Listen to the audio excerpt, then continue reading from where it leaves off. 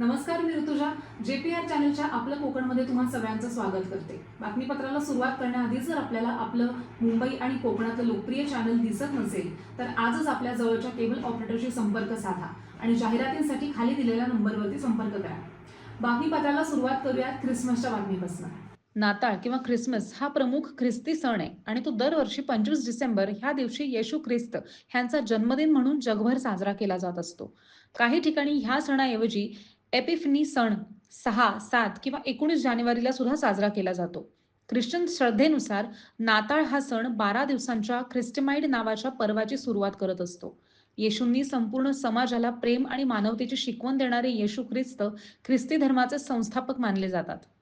सहसा लोक भेटवस्तूंची देवाणघेवाण करून, त्यांची घरं सजवून, परेड किंवा पार्ट्यांसह साजरं करून, प्रार्थना समर्पित करून आणि खाण्यापिण्याचे सामायिक करून ख्रिसमस साजरा करत असतात. या ख्रिसमस निमित्त बुलढाणा शहरातील नाझरीन चर्चवर आकर्षक अशी रोषणाई करून सजवण्यात आलंय.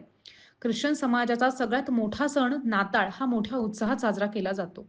त्याची पूर्वतयारी सुद्धा करण्यात आली आहे.